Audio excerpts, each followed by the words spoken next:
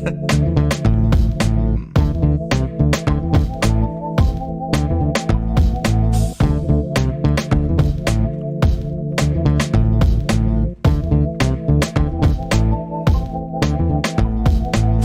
of the free, and you'll know us by the trail of dead. It's just one more world war to complete the set. When you live by the pike, you die by the pith. You die wide-eyed, still pleading the fifth, or crying divine epithets and pathetic attempts at defense. All empathetic for those on your side of the fence. Well, I'll gladly put you and your legacy into an alternate tense of faltering senses and altered events. Like hun, it ain't a hearse, it's a reaper's stretch. Ah, how sweet, she said. Bunch of hordes in the street like it's Evil Dead, where the thin blue line meets razor's edge, and where the corporate ladder ascends to a steel-toed boot that awaits on the ledge.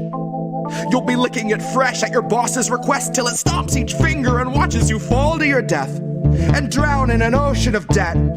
Gone with the fodder who gathered to honor the patient left, who purity tested themselves into sections step by step till the next election, when it's just one them and the sound of their well-read theorized breath. That's harm reduction for the lowly cost of you holding your nose and just openly buying the theft.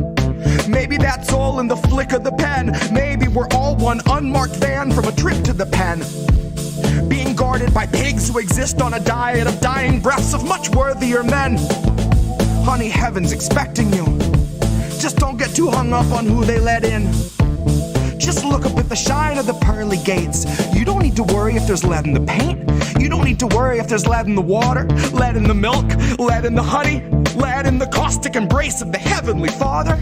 Lead is the flavor of passive perpetual slaughter. Lead is the taste of us led to the ledge by the lure of the legend of expert consensus, and then beckon to stretch it just one step farther. And I hope all the folks who were boastfully gloating and toasting themselves as the heroes of COVID for boosting their boosters and doing their part are now equally thrilled to be starstruck martyrs, all laid in a government grave with anonymous markers, like you're back from the carvers and off to the splicer. You're the very first wave to be slain in the war against Pfizer, that 100 years war against Pfizer. They are thinning the crowd that is striking right now to bleed adequate pay from those inhuman misers, who all sit in their office and designate coffins to people regarded as nothing but profit for Kaiser. Still the Dems want you nicer. Dems want you softer. Dems want you kinder. Yeah, they all want you graciously starving in silence. You will speak when you're spoken to. Rest of the time, you and all of us peasants are merely depressing statistics neglected in Congress's binders. All bled, bone dry, then fed to the grinder. Our headstones line each step as reminders. That's a lesson in object permanence learned in the furnace by workers consigned to the fire. Workers bled, bone dry, then fed by the fed to the grinder.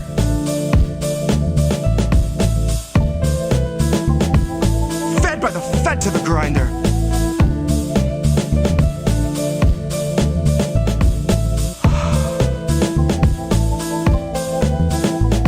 Now the Fed went straight to your head. Mind what you hide in your size unsaid, and your eyes turn blind to the signs unread.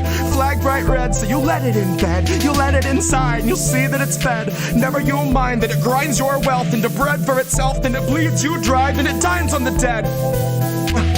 Now the Fed went straight to your head. Mind what you hide in your size unsaid, and your eyes turn blind to the signs unread. Flag bright red, so you let it in bed. You let it inside, and you'll see that it's fed. Never you mind that it grinds your wealth into bread for itself, then it bleeds you dry, then it dines on the dead. And the Fed went straight to your head. Mind what you hide in your size unsaid, and your eyes turn blind to the signs unread. Flag bright red, so you let it in bed. You let it inside, you'll see that it's fed. Never you mind that it grinds your wealth into bread for itself, bleeds you dry, then dines on the dead. The Fed went straight to your head. Mind what you hide in your size unsaid, and your eyes turn blind to the signs unread. Flag bright red, so you let it in bed. You let it inside, and you'll see that it's fed. Never you mind that it grinds your wealth into bread for itself, then it bleeds you dry, then it dines on the dead. Here's where our leaders would see us all led. Here's where our leaders would see us all led. Here's where our leaders would see us all led. Here's where our leaders would see us all led. The Fed turn blind to the signs on a red. Flag bright red, so you let it in bed. You let it inside, you'll see that it's fed. Never you'll mind that it grinds your wealth into breath for itself, that it bleeds you dry, that it dies on the dead. Fed one straight to your head. Mind what you hide and your size unsaid, and your eyes turn blind to the signs on a red. Flag bright red, so you let it in bed. You let it inside, you'll see that it's fed. Never you'll mind that it grinds your mind, that it grinds yourself, that it bleeds you dry, that it dies on the dead. Here's where our leaders would see us all led.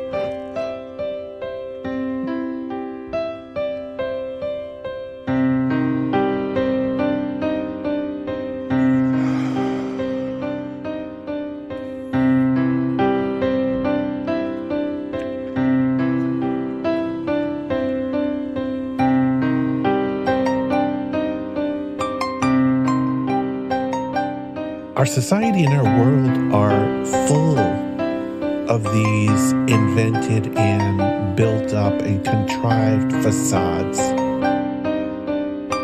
And sometimes some people come along with a hammer and smash that facade.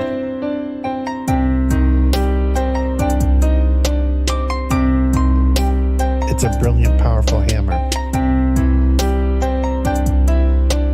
It's a brilliant, powerful hammer to smash that facade.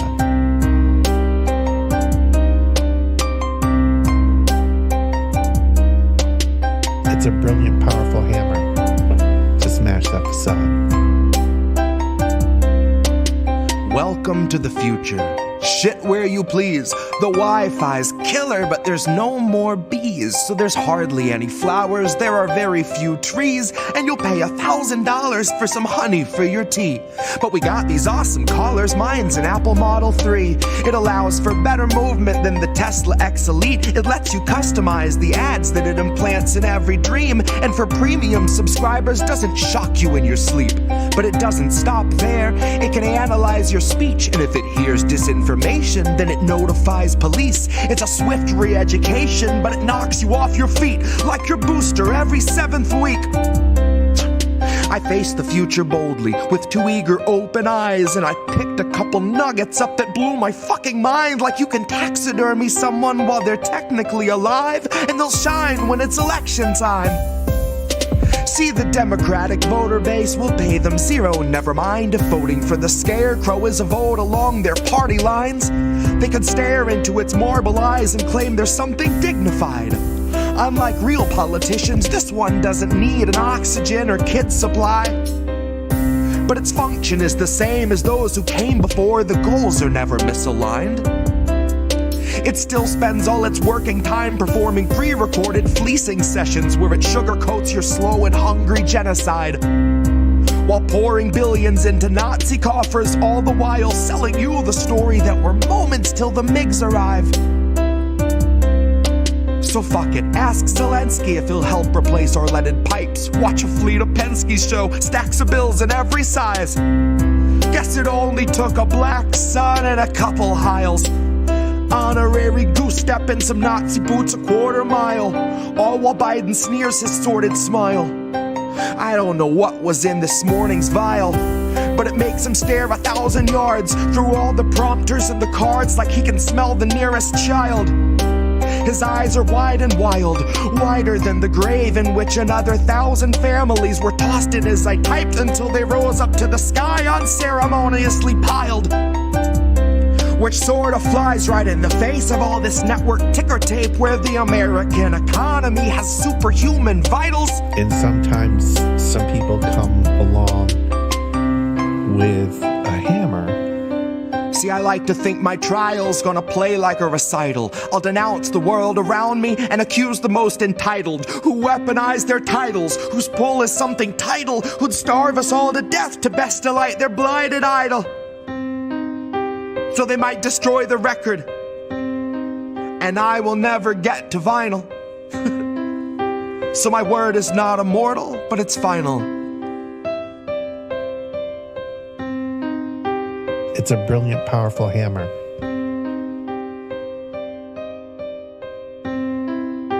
It's a brilliant, powerful hammer to smash that facade. I guess this isn't such an awful place. Is that what you want me to say?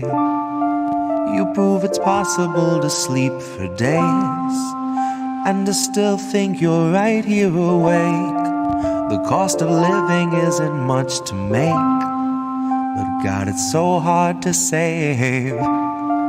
And when they told you everything was safe,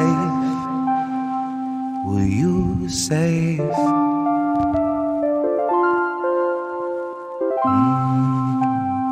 Were you safe?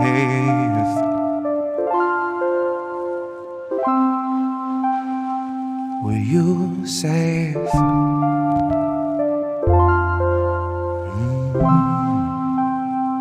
Were you safe?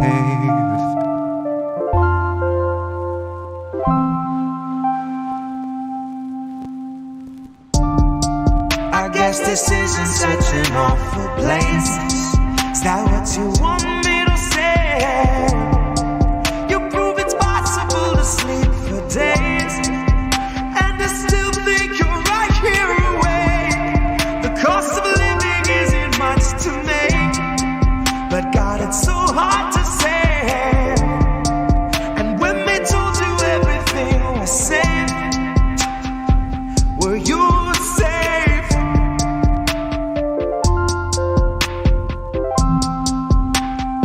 Were you safe?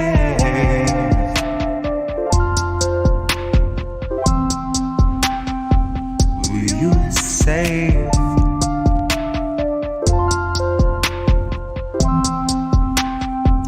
Were you safe? Fresh off the masses, the brand new cancerous growth, who has come here to vie for your vote. Come here to cry at the camps and to mourn at the shore for the bodies that float by the wreck of an immigrant boat. Then it's back to their luxury home, couple security booths and a moat, couple cigars, little escargot, little booze and a soak. Just breathe in the steam and the smoke. Pink salt, lavender, candles are low. Shit, when you do what you do, gotta lighten the load. And he got a life of his own that's a sight to behold. And it's a lot to control, to decipher the code or to siphon the soul. The cost of a good night's sleep for the working elite is a bargain, no matter the toll. Worth any wager, and that comes straight from the mouth of a means to the goal that will swallow us whole. Ripe for the picking if you don't mind mold, and you know I don't. Maybe we're pleasantly prone, maybe we're taking a licking, compliantly ticking and ticking and ticking, but never explode.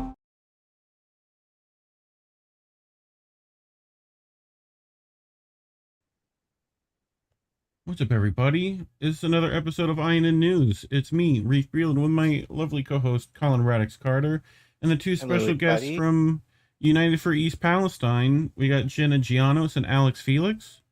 How's everyone doing? I'm good. How are you? Good. Go ahead, Kara.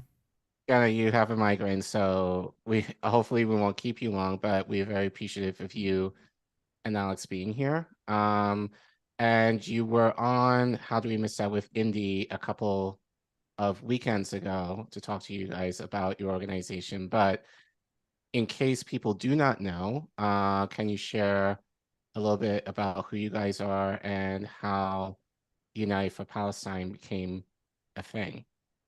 Sure.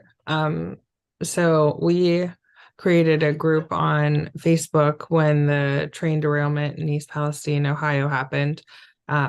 There was a weekend, it was February 3rd, or Friday, when the derailment happened, and there was a fire, a really big fire. People were being evacuated. And so we created a Facebook group to just really rally some resources from the community for these people that were going to be displaced. I live about 12 miles away, so in a neighboring community, not directly impacted, indirectly impacted, I guess. But so we just wanted to bring, whatever resources we could, because people had to leave in a hurry, with just whatever they had, basically.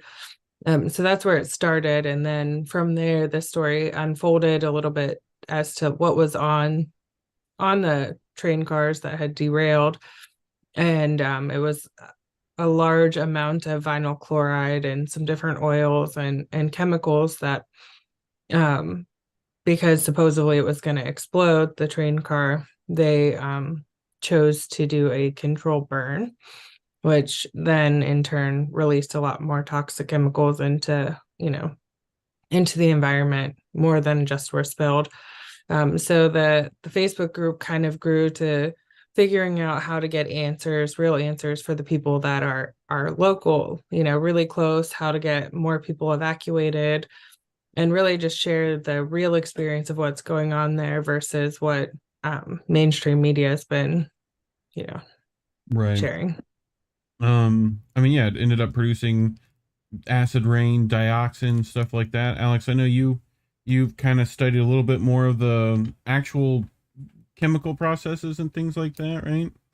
What's been produced and stuff. You could speak a little bit to that. Yeah, I'm not sure I would say that I'm studied in it, but we have some great scientists who are studied in it, who have been doing amazing work to try and get the answers that the U.S. government has been not getting and has been working overtime to assure people aren't necessary while they assure that everything's fine. But essentially what you have is this situation. You have a bunch of volatile chemicals, such as vinyl chloride. And I'm talking, when I say a bunch, I mean hundreds of thousands of tons, literally millions of pounds of vinyl chloride. Large amounts also of frozen vegetables, and other things that were in those cars. And when the first car caught on fire, there was a leak of vinyl chloride that was burning, and it lasted for a couple of days until the fire went out. At which point, anyone we've talked to who has knowledge of how vinyl chloride as a substance functions and how it's shipped, everyone we've talked to has said there was no reason to even think there was any danger of it exploding. In fact, the opposite. Vinyl chloride, when it was on fire the way it was, the vinyl chloride inside would have been cooling down instead of heating up, which would eventually reach equilibrium and cause the fire to go out, which is what happened. So there's no reasoning that we've been able to find that would lead anyone that we've seen to accept the idea that they had a reasonable suspicion that the car would explode. So there is that end of, why did they tell the fire chief, hey, we've got to burn this thing up or it's going to blow up everything within a mile radius, when it seems they knew that was not true. But then, okay, let's take for a second, just for sake of argument, that it was somehow necessary or a good idea to set that one car of vinyl chloride on fire.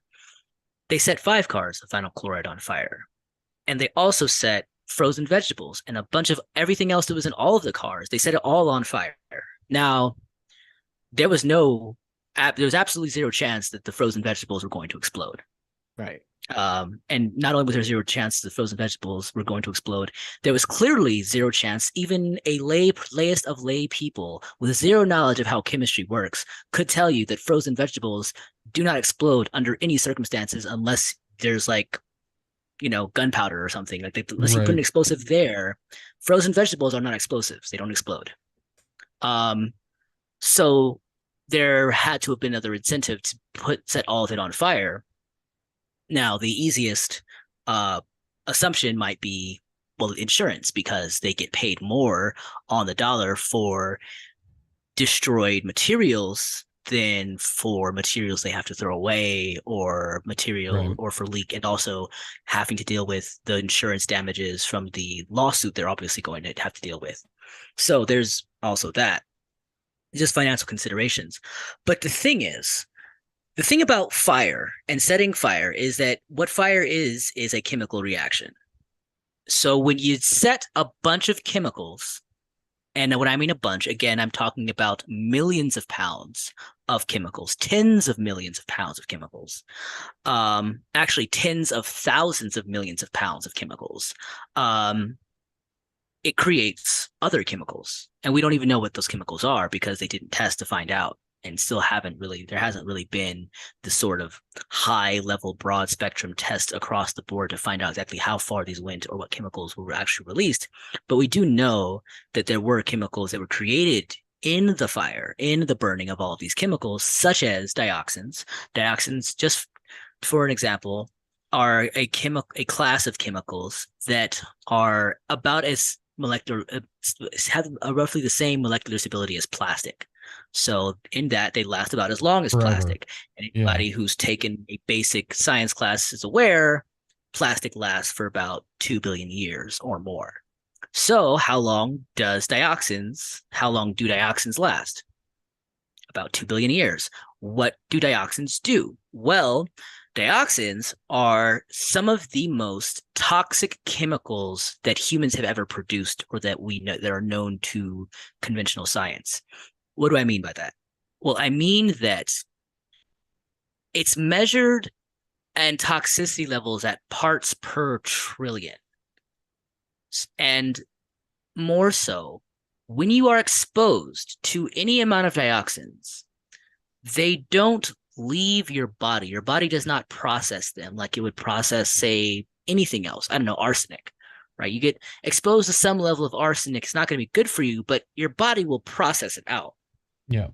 That doesn't happen with dioxins. Dioxins store inside your body and concentrate. They don't just store, they concentrate. So if you are exposed to any level of dioxins throughout your life, it will store and concentrate in your body. And if you're exposed to more, that will also store and concentrate with that dioxins throughout your life. And then if you have children, those dioxins will pass on to your children if you're able to have them, because one of the other things dioxins do, two of the biggest big things they do is they cause women to become infertile, and they cause massive birth defects in children.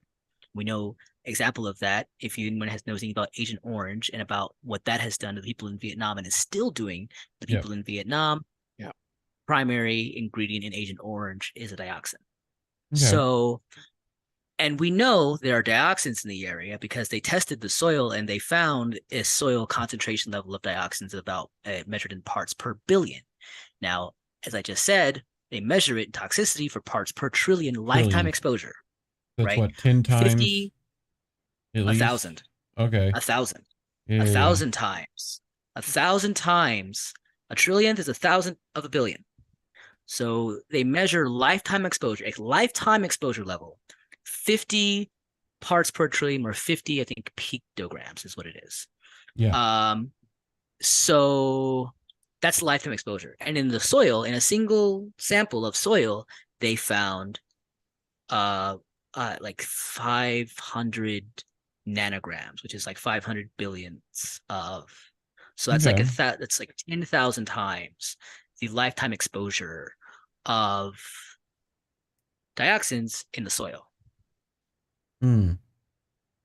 around East Palestine, right? So this is the level of toxicity, and that's just the dioxins. So when in the past, when towns were found to have been cooked with dioxins, they left the entire town was abandoned because there is no safe level of dioxin to be around, and there's no way to make it safe. You only can leave. And then there are industrial processes to get rid of it, but those processes are expensive, and they cannot be done with people in town still not being evacuated. Right. The problem is, if they evacuate the town, as far as we're aware, they wouldn't be able to run trains through the town. In fact, that has always been their major priority, which is why literally days after the fire was finished, they just put some dirt on top of all of that toxic stuff and put the trains back on it and ran it back through. And now they're doing the cleanup. They're doing it one track at a time so they can still keep running the trains while they do the cleanup, which is, of course, just going to contaminate the other side wiping the well. cameras at the same time, pulling double duty there. So, but yeah, Carberry, you brought up a bit of a story you wanted to bring up with these peeps, right? Yeah, I just actually want to ask you guys before we get into this, because basically, it sounds like business as usual, for Nordic Sun, like, and I know like it's been a couple of months now since the accident. What would you say is how the people there are feeling now? I think now that it's not necessarily a trending topic anymore, that people are not talking about it as often as they probably should. So how do you sense is the feelings of the residents there currently? So during this cleanup, there's a certain select number of individuals within a specified zone by Norfolk Southern that has the ability to temporarily relocate while this cleanup is going on. And how that process works is they bring their receipts to a nearby town, to like a church there, and they have to wait in line to get reimbursed for different things. So the first problem is it's 2023. In what world do people have to come back while they're being temporarily relocated to get refunded? And then there's a lot of the people that have chosen to relocate during this time, they have families. There's no clear indication of what you may or may not be reimbursed for. So constantly residents are, coming to this center after waiting in line for like 4 hours, fighting to get reimbursed for a Happy Meal for their kids, shoving whole families into a hotel room because that's the option that they have from a financial standpoint. And then all of the people who are getting these like reimbursements, they had to fill out a 1099 form. So they're claiming this as income when and so it's a working class town. There are people that require, different assistance, prior to this. They might have been on getting like housing reimbursement or food stamps or something along those lines. But because this has now being claimed as income, it takes away those benefits as well. And so for the impacted people, it's a really awful situation from a financial standpoint. They're doing what they can to keep their kids who have been, visibly sick by being in town, and they want to keep them away. And at this point they're like strapped, facing losing the house that's toxic, just trying to keep their children safe. And in what world is it okay to just come destroy somebody's life and then continue to do it in every which way you can? A lot of them say they're being treated like garbage, and none of this was their fault. They didn't ask for it. And so it's a really unfortunate situation for a lot of people, and there's definite need to make this right in a way different way than what's being currently done. Right. And what would you say the response now has been among government leaders in light of this tragedy? I don't really think there is any. So, yeah, it's basically I was just going to say, basically just trying, to the extent that I've seen most politicians, besides shout out to the governor of Pennsylvania, I feel he's the only politician, legislator whose response has been even close to being adequate. But for the most part, I think we've seen is most politicians and legislators attempting to use this to further their own political careers or goals or ends, rather than to actually address the situation. Mainly theater, that kind of stuff. Yeah. Okay. Anything else, Gabriel? So yeah, I think we can go into it now. I think this is as good a time as any. So I did mention this to you guys off screen, but I'll mention it here. And those of you who saw this maybe a few weeks ago, I'm sorry, but I think in this case, it's well deserved to watch again. So obviously in light of the tragedy, the first thing I kind of thought of immediately was the need for Medicare for all for East Palestine residents. And if you don't mind going to the screen. No. This one right here. Yeah. So this is so those who know this already, but those of you who don't, this is Libby, Montana, which is the only town in the United States that has Medicare for all in light of a tragedy they had during the Obama era. And I said via tweet shortly after the tragedy. Come on. Yeah. I would take Marianne Willis more seriously if she demanded that all the residents of East Palestine are entitled to Medicare for all under Section 1881A of the Social Security Act. She has been around people who have mentioned this to her, and she has yet to make this point. And I mentioned Marianne in this case because, as you know, she is running a challenge against Joe Biden, and she is an advocate for Medicare for all. And I know personally she is connected with people that you also know who are activists for Medicare for all on a national level, and I'm sure they have mentioned this to her. And on the next slide, where actually Medicare for All tweeted this out, they tweeted out, as part of the ACA, which is ACA, Libby residents who were exposed to hazardous airborne asbestos from a simulate mine from the WR Grace Company were made eligible for free Medicare at the discretion of the Social Security Administration and the DHHS. It was then codified in Section 1881A of the SSA. The language of the statute refers to any individual subject to an environmental exposure. COVID-19 is an environmental hazard. So this was mentioning in regards to COVID-19, but immediately my thought was, you guys deserve this. And I find it kind of surprising that no politician has mentioned this.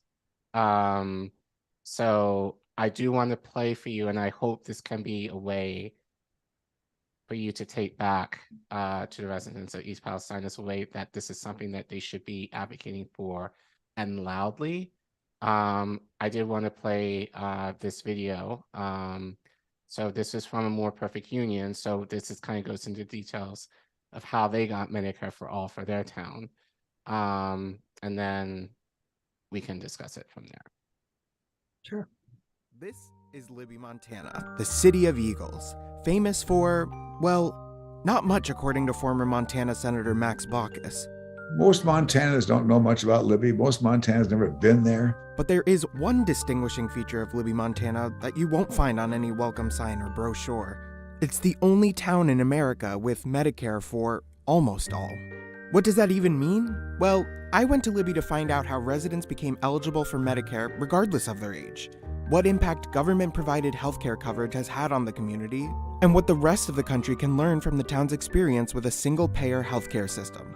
Or as close as anything we have to it in the US. So stick around. This is The Classroom from More Perfect Union.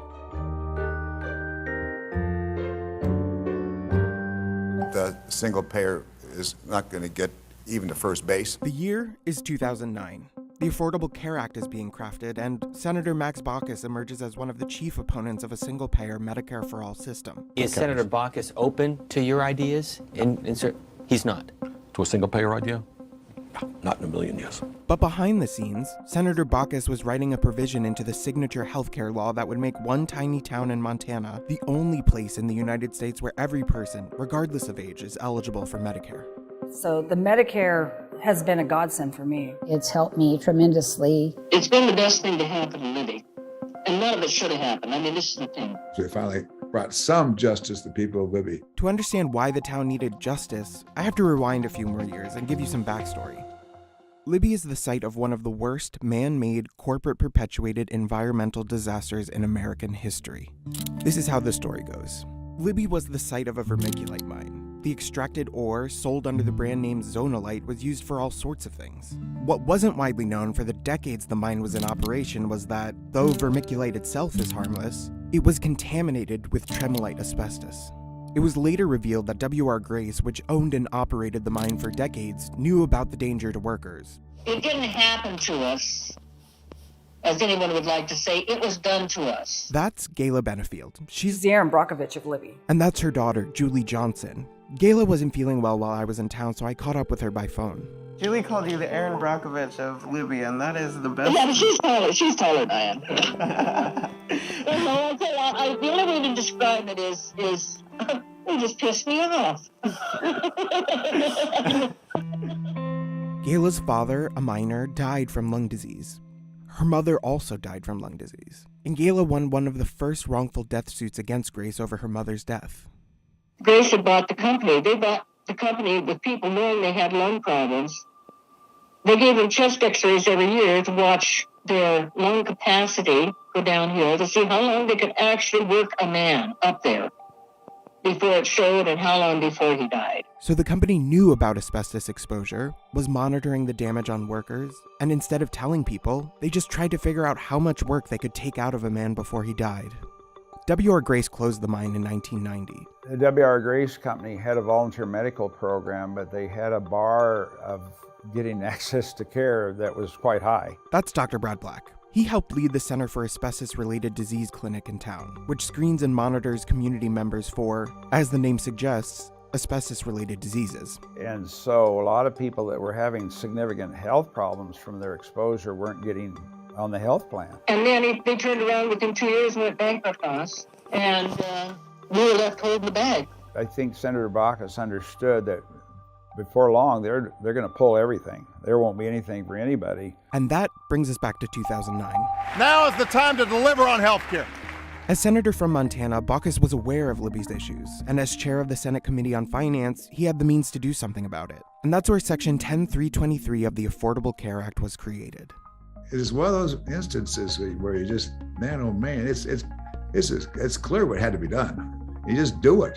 You don't worry about bureaucracy. You don't worry about cost-effective analysis. You just do it because otherwise people are going to die. Section 10323 basically gives people in Libby and the surrounding area benefits that nobody else in the country has. For one, it opens up Medicare access for those affected by the asbestos exposure, regardless of their age. And that can be a life changer for people like Julie. Julie was 46 when she was diagnosed with asbestos-related disease. She's been on Medicare through the Libby exception for about 10 years now. I had no insurance at the time. Yeah, when I got diagnosed, the only good outcome of it was, yes, I did get on Medicare. I was diagnosed with fibromyalgia in probably 2003, 2004, so I had no insurance to pay for any medications with it. Once I was able to get on Medicare, I was able to get the treatment that I needed. I was able to go to the doctors and find out what's the best treatment to deal with the fibromyalgia. So the Medicare has been a godsend for me. Libby has a current population of 2,775. The card clinic says that between 2011 and August 2021, they had identified 2,281 people in the area under the age of 65 who qualified for Medicare assistance. So, because of these provisions, thousands of people in Libby have benefited. And reporting from the time makes it seem like a seamless process, despite what critics of Medicare for All would have you believe about inefficient government bureaucracy. An official from the Social Security Administration set up shop around the county and saw 60 people in Libby on their first day in town. A little over a year later, about 600 people had been signed up. Yeah, it was really simple to get on Medicare. Once you go down to the card clinic, they diagnose you. I just had to fill out paperwork.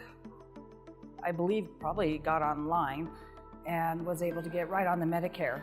The system isn't perfect, of course, but the interesting thing was that the part people had the most trouble with was the private insurance aspect. Because for the majority of people, the benefits only pay for Medicare Part A coverage.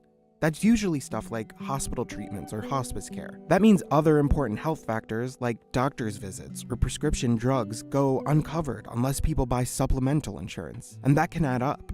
Do you have supplemental insurance? Yes. Oh, yes. I've got Medicare Advantage. And that's private. Okay. You pay for that, right? Oh, through the nose, yeah. That came through my husband's union insurance. It originally started out free, and it's gone up to $300 a month. Because I have Part B that is $170 a month, and then I pay for Part G, which is $117 something a month, to pay for what A and B don't pay for. That's Linda Rodriguez. She was diagnosed with asbestos-related disease about 2 years ago. I caught up with her at the Libby Library while she was running errands in town. Because $300 a month out of your Social Security is a lot, especially when you have all your regular bills that you have coming in. And you can get a Humana for $30, $40 a month, but what's it going to cover? On top of that, coverage is only provided to those actually diagnosed with asbestos-related disease, regardless of how long they might have been exposed. A particular problem for a disease that could take decades to come to full force. But it seems like the people I did talk to like the system and are benefiting from the provisions, but maybe feel like it doesn't go far enough? There's still a costly private insurance component that many still have to deal with. Which reminded me of something Senator Baucus said in our conversation. You don't worry about bureaucracy. You don't worry about cost-effective analysis. You just do it because otherwise people are going to die. I mean, that makes sense to me, but I wonder why that can't apply to communities outside of Libby too. So I asked Gayla and Julie and Linda about that. Our health care is sad compared to other countries. They should take care of more people. I think Medicare should be for everybody, actually, not just people that are disabled or hit 65 or 62. We should have really good health care in the United States, and we don't.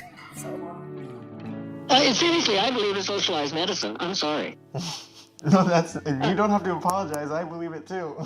Well, I really do, and I think that's what some people are trying to say. Senator Baucus has since come around to the idea of Medicare for all. And I do think that over time, if not Medicare for all, we will as a country move towards some kind of universal coverage. Every other developed country has it as universal coverage, but it's going to take time. It's going to take a long time. Frankly, it's taking longer than I expected. If we could guarantee healthcare to every resident of Libby dealing with a lethal environmental disaster, why can't the richest nation in the world do the same for every single person in this country dealing with a deadly pandemic on a daily basis? Gayla kind of said it better than I could. I mean, right now, the few that have insurance are just hanging on by a thread, and the ones that don't hope they don't get sick. Or they're lucky enough to get diagnosed with asbestos-related disease, so they're eligible for Medicare. Now, that's a bullshit deal, but that's basically the way the logic is here right now. Well, I mean, it's hard to watch that, but again, we wanted to have you see that because we're very frustrated that people have not necessarily advocated for you guys on behalf of you and the residents of East Palestine for this. And you guys definitely deserve it. And even with what the residents of Libby were saying, it's not perfect. But the idea that this has not been mentioned or even kind of discussed at all, and I'm sure most residents won't even know that, is, I think, really cruel, honestly. And so I just felt like, and I've been screaming at the rafters, like, and Reef knows this because I've been yelling at this for months, like, they need Medicare for all right now, and they need people in their favor to help them fight for this, because what happened to them is not their fault. And so, I mean, just looking at that, what do you guys think? I mean, again, it's a lot to take in, but yeah, I think that kind of speaks to how heinous our politicians are, that this is not even an option right now for you guys, or not even mentioned for you guys to have. Yeah, I mean, like looking at that video, the problem is they don't know what poison even happened to these people based upon the research or lack of that's been done. And so I think the biggest difference between the current situation in East Palestine and Libby is that they knew what poisoned them. And they knew what to look for from a medical standpoint, and doctors were trained on it. And, like, it wasn't anything crazy. In East Palestine, they don't even know what's out there. The doctors around don't know how to treat for it, or how to diagnose it. And the other piece is there's refusal for labs to even test for some of the things that they do know that are here. And so how can you pass, in current form, how can you pass Medicare for all, because you don't know who would be approved for it or not, based upon the no commonality in symptoms, because God knows what you're going to get. Now. Which again, I think it's kind of ridiculous that you essentially will have to wait years. That's essentially what you're saying. You have to wait years for people to get sick before this is actually a reality. Well, here's the thing. It doesn't have to be that we're waiting years. That's why we're doing what we're doing. Right. It's a matter of the central, I think, issue that is preventing the government from doing anything, or that is causing the government to actually act in the opposite direction of doing anything about this, is that it's East Palestine being poisoned the way it was poisoned, the trains going off the rails, the irresponsibility, the EPA's couple intentional obfuscation, Norfolk Southern denying culpability to the extent that they can. None of that is unusual. The only thing about this entire event that is unusual, and which caused anyone to care that it happened in the first place, is not that millions of pounds of toxic chemicals were put into the air, water, and soil of the Northeast and around the area of East Palestine. The only thing about this event that made it unusual, that made it blow up on social media and then eventually get attention briefly of the corporate media, is that they lit it on fire and caused this gigantic plume that was very dramatic looking of toxic chemicals. That's the only thing that sets this from the thousands of other train derailments and hundreds of other toxic chemical spillages and explosions that happen throughout the United States every single year. Yeah. And that is the problem. The central problem for the government in terms of actually getting answers on this is that it raises so many more questions. If the government were to seriously pursue answering the question, what chemicals were produced, how far did they go, and how many people will be impacted by this, it would tell a story of harm and negligence and terroristic corporate practices in terms of chemically polluting the air, water, and soil that people breathe, drink, and eat from, that would harm not just Norfolk Southern. It wouldn't just be Norfolk Southern or this small town. It would be ballooned and become it's already ballooned. So we know it's upstate New York, and people have been getting tested positive for vinyl chloride in their muscles. But if you were to see the actual scope of this problem, it also would bring into stark contrast the scope of the more endemic systemic problem, which is that this is not an unusual event. It's happening everywhere. The level of toxicity, people they don't want people to know or be asking about dioxins, because if people were aware of how toxic it is, and then were aware that it's the EPA's current, apparently the stand they're taking, that dioxins are normal and are just fine everywhere because it's unavoidable, but then they knew how toxic they were, and people were allowed to really know the level of toxicity, what we're talking about for dioxins, there would be a lot of questions that they do not want asked about how these chemicals are, how our entire manufacturing infrastructure works, who it's working for, how we ship products from one place to another,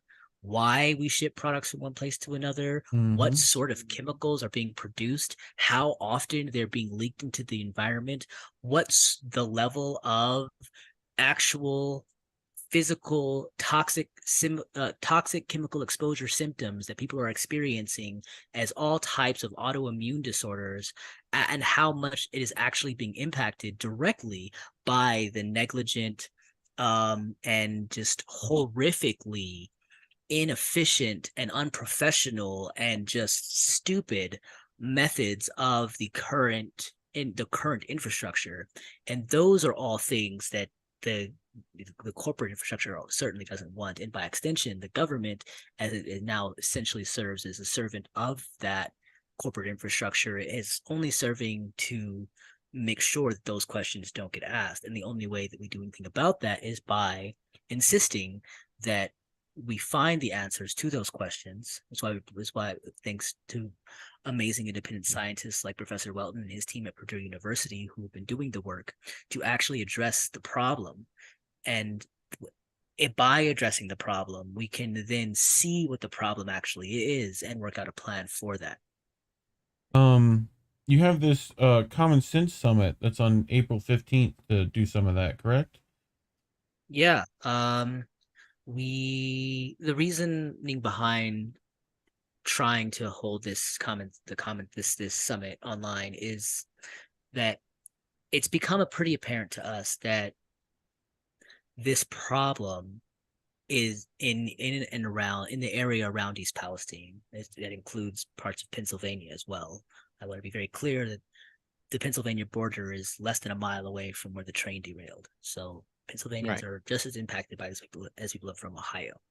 And in order to actually get the level of resources necessary in terms of government support and people knowing about what's actually happening, and also insisting upon an adequate response from the government and forced from corporations, etc., we need to see this problem for what it is, which is much bigger than just what happened around this particular train derailment and subsequent chemical burn. This is a much deeper systemic problem. Our water is being poisoned at an industrial rate. Our air is being poisoned at an industrial rate. Our soil is being filled with toxic chemicals in terms of liquids and gases and particulate, that some of which last billions of years, and no one is talking about it. And there's no serious discussion by anyone with any sort of power on what to do about it. And that is not acceptable. They're very, we call it the Common Sense Summit because clean air, clean water, and clean soil, these are common sense basic things. This is not a question of whether you are a socialist or you consider yourself a capitalist, or if you think that socialism is bad or capitalism is good, or fascism is the devil and communism is the savior, or vice versa, or if you're a Republican or a Democrat or an anarchist or a libertarian. All of these things are just nonsense words that we put to things. Clean air, clean water, clean soil are absolutes that are required by all humans. And in order for our society to just basically function, to just be a basically functioning society, we need to have clean air, clean water, and clean soil, regardless of where you sit on any particular cultural or philosophical debate. None of those things matter. The water you drink needs to be water. The air you breathe needs to be air, oxygen, nitrogen, CO2. None of us should be breathing in vinyl chloride. None of us should be breathing in dioxins. None of us should be drinking. Our next story for sure. The CDC certainly has been. So apparently the CDC team that's been sent to East Palestine is getting sick from testing in East Palestine. Is that correct? East Palestine, but yes. East Palestine. Got it. Okay. So we have this by Common Dreams at Julia Connolly. CDC officers become sick while assessing contamination in East Palestine. Which one? Palestine. East Palestine. Yeah. The reports add confirmation that the symptoms reported by East Palestine residents are real and are associated with environmental exposures from the derailment and chemical fire, said one scientist. Reports that several investigators from the U.S. Centers for Disease Control and Prevention became ill earlier this month when they visited East Palestine, Ohio, offered the latest evidence on Friday that the air and water in the town is less safe than state officials and rail company Norfolk Southern have claimed, following the company's train derailment in February. As CNN reported, 7 physicians and officers from the CDC's Epidemic Intelligence Service traveled to East Palestine in early March, a month after a train carrying toxic chemicals, including vinyl chloride, derailed there. Anything to say on that? I mean, my comment is I think we're going to keep seeing more and more of this happen. Yes. And I hope that people are as brave to come forward, because I know it's not something that, people put their jobs on the line to come forward with that kind of information. We've heard of people, who have quit the cleanup crews because of their own, moral compass and what's happening and how they're feeling and, what they're being told to tell, people that it's safe. They really know that it's not. So I think that's going to be a trend that continues to come forward, and it sucks that people are sick. And it really sucks that we have to prove that people are really sick without the resources to do it. Mm-hmm. By having other people come in from outside, feel the same way, but we can't believe the people that live there. It's and then the people that live there want to get care, and they're just getting turned away or refused specific care. We have one children's hospital. It's close to where I live, and like we have kids with like bloody noses, blood coming out of their ears, rashes, digestive issues, and we're just gonna let them suffer because somebody's gonna lose some money if we diagnose people properly. Or it's crazy.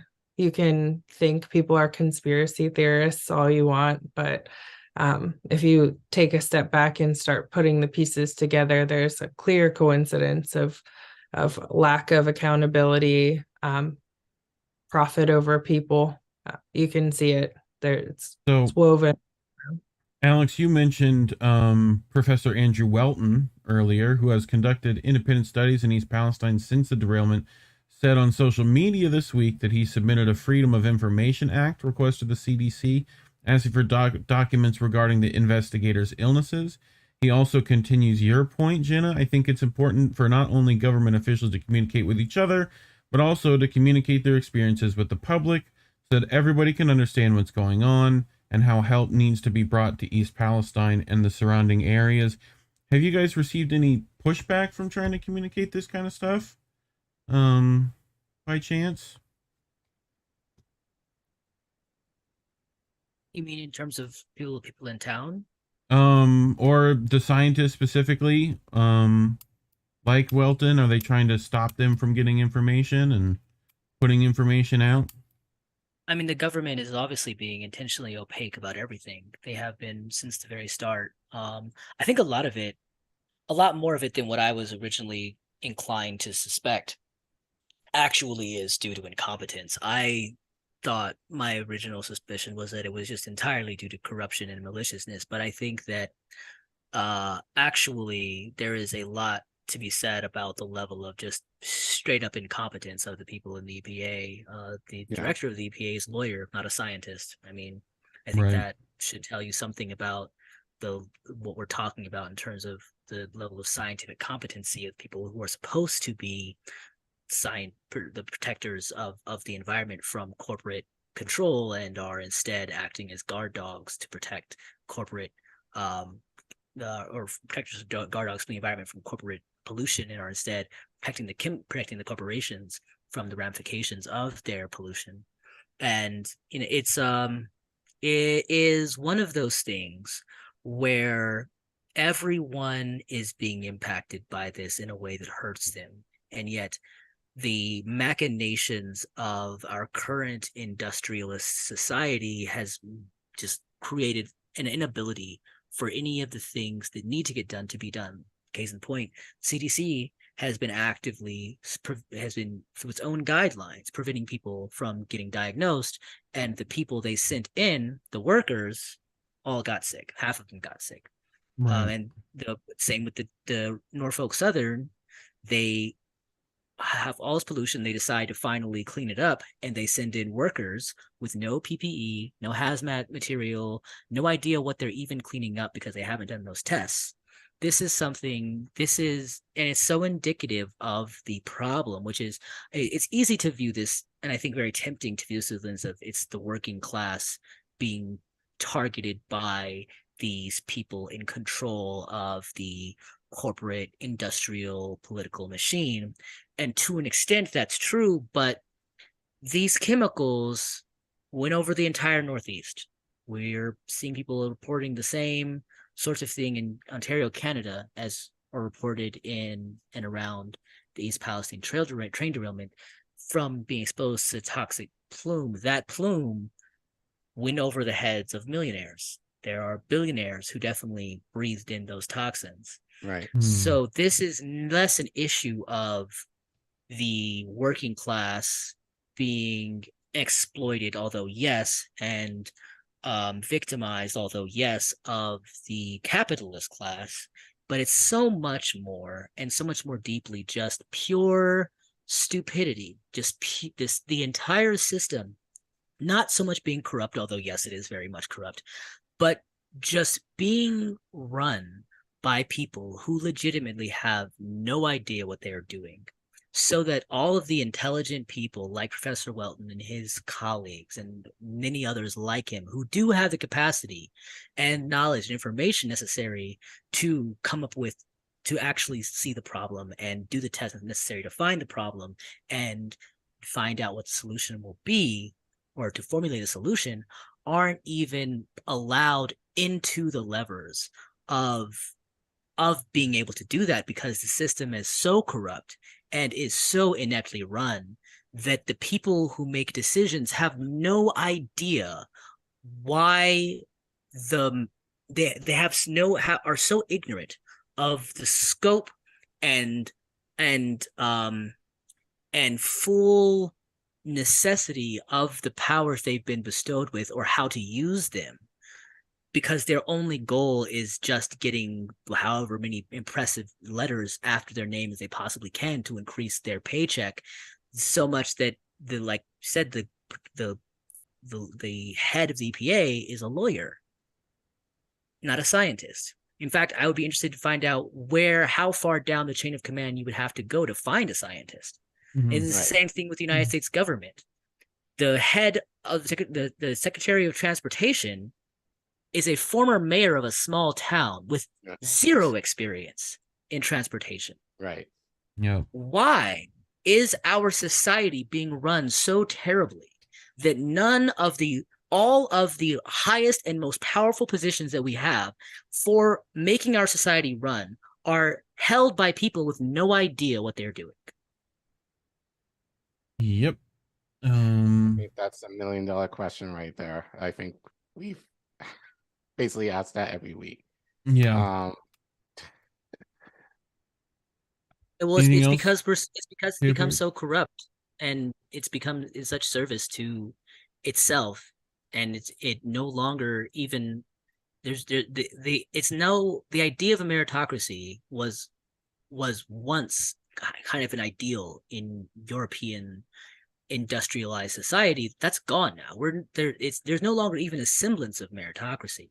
There's no longer a question of what can you actually accomplish. It's all just become this gigantic cronyist, nepotistic, capitalistic circle jerk. And the only way that we can do something about that is by coming together with very clear-eyed sense of what the actual problem is and addressing the actual problem in a very common sense way, regardless, without any sort of, it doesn't matter what anyone's particular philosophical political or social ideology is. If we can just agree that clean air, clean water, and clean soil are necessities for life, then we can come together, I think, to fix at least this issue, which is why we're holding the summit on the 15th, which we very much hope we can get as many people to come to as possible. We're hoping to get some big names. If anybody's watching this with a larger platform, let us onto your show, or maybe even consider coming on. Looking for speakers for the event. We've got March for Medicare for All People, their team, Savage Joy, is going to be coming to speak for this event. We've reached out to some other people, not going to say who they are, but hopefully we can get some big names, and hopefully we can come together around this. This is not left, right. I think that's a nonsense notion anyways, but this doesn't matter where you fall on any political spectrum or ideology. If you think that clean air, clean water, and clean soil are necessary for human life and that we need to have those things and are willing to look objectively at the fact that right now we don't, then we can come together and figure out how to fix it. Well, we have your links to your donor box in the description as well, as people can scan the QR code if they're, if they're inclined to do that. But please tell all the people where they can find both of you, and where they can find the organization as well, if you don't mind. Sure. We are on Facebook. It's United for East Palestine, but across every other platform, we're United for EP. So Twitter, Instagram, YouTube, you can find us there. Okay.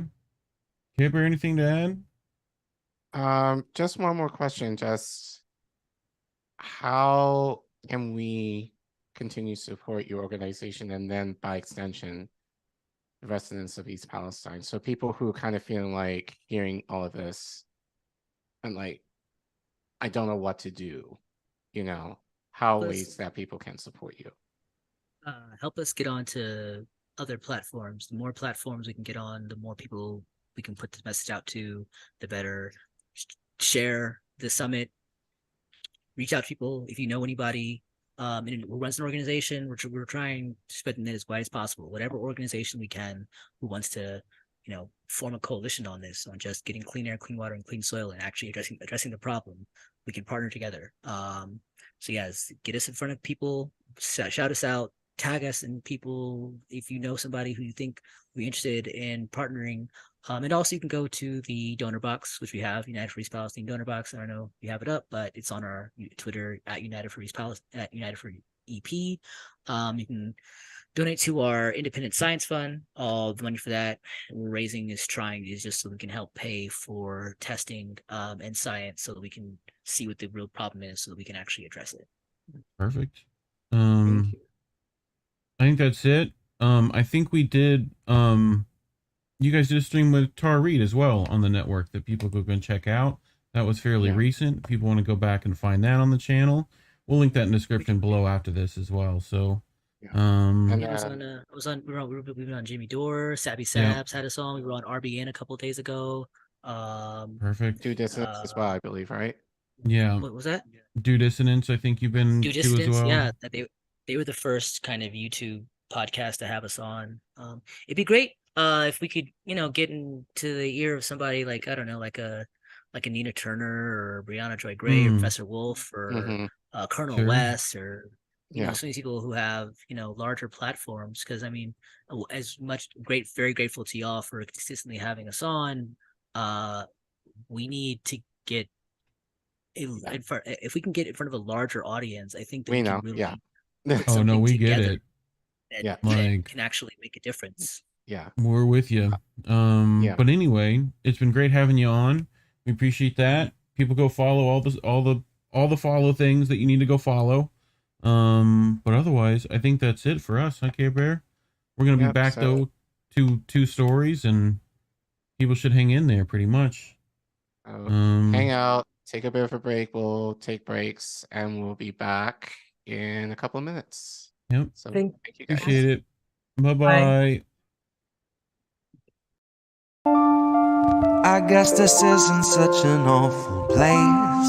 Is that what you want me to say? You prove it's possible to sleep for days and to still think you're right here awake. The cost of living isn't much to make, but God, it's so hard to save. And when they told you everything was safe, were you safe?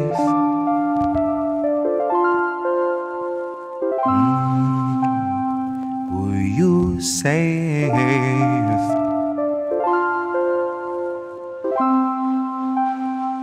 Were you safe?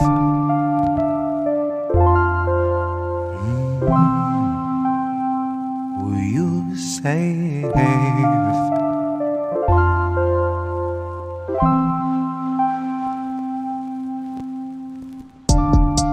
I guess this isn't such an awful place.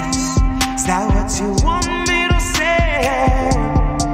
You prove it's possible to sleep for days, and I still think you're right here awake. The cost of living isn't much to make, but God, it's so hard to say. And when they told you everything was safe, were you safe?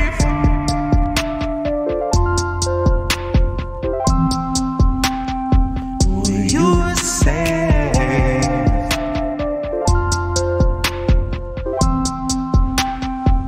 Were you safe?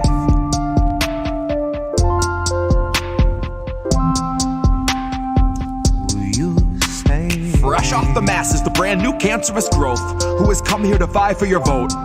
Come here to cry at the camps and to mourn at the shore for the bodies that float by the wreck of an immigrant boat. Then it's back to their luxury home, couple security booths and a moat. Couple cigars, little escargot, little booze and a soak. Just breathe in the steam and the smoke. Pink salt, lavender, candles are low. Shit, when you do what you do, gotta lighten the load. And he got a life of his own that's a sight to behold. And it's a lot to control, to decipher the code or to siphon the soul. The cost of a good night's sleep for the working elite is a bargain, no matter the toll. Worth any wager, and that comes straight from the mouth of a means to the goal that will swallow us whole. Ripe for the picking if you don't mind mold, and you know I don't. Maybe we're pleasantly prone, maybe we're taking a licking, compliantly ticking and ticking and ticking, but never explode.